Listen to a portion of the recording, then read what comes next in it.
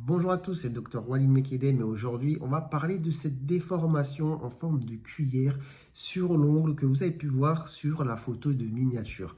Alors cela porte un nom, c'est ce qu'on appelle la Koilo-Nishi.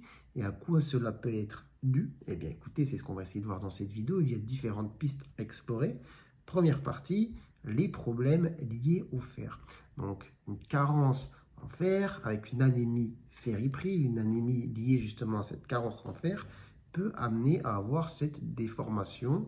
Donc ça peut être un petit signe clinique qui nous amène à réfléchir sur cette piste et à aller explorer.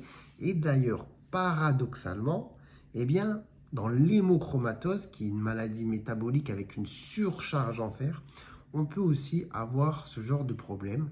Donc un axe à explorer, le bilan du fer. Voilà. Mais au-delà des problèmes, on va dire, biologiques, métaboliques, on a aussi des choses qui peuvent paraître toutes bêtes, mais les traumatismes, les micro-traumatismes répétés au niveau des ongles qui peuvent abîmer, déstructurer l'ongle et finalement sa forme, sa croissance, etc. On a aussi l'utilisation de produits chimiques, de certains détergents, que ce soit à la maison ou dans l'environnement professionnel, qui peuvent abîmer justement votre ongle et donner cette forme. On peut retrouver ça aussi pour d'autres problèmes métaboliques, donc des choses plutôt du corps à explorer, comme les problèmes de thyroïde. Donc aussi un axe à avoir en tête.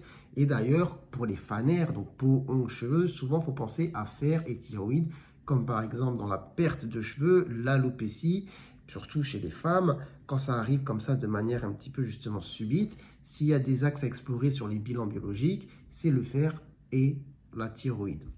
Après, on peut aussi avoir des affections purement cutanées comme le psoriasis ou le lichen plan qui peuvent amener à avoir ces déformations au niveau de l'ongle. Et on peut aussi avoir ce qui est infectieux comme les infections fongiques, donc les mycoses de l'ongle qui peuvent donner ce genre de problème. Donc vous voyez, ça fait déjà pas mal de pistes à explorer.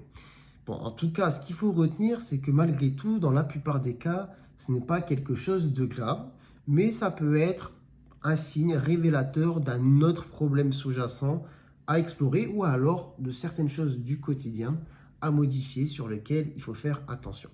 Enfin bref, j'espère que cette vidéo vous aura été utile. Si c'est le cas, n'hésitez pas à la liker, à vous abonner, pourquoi pas.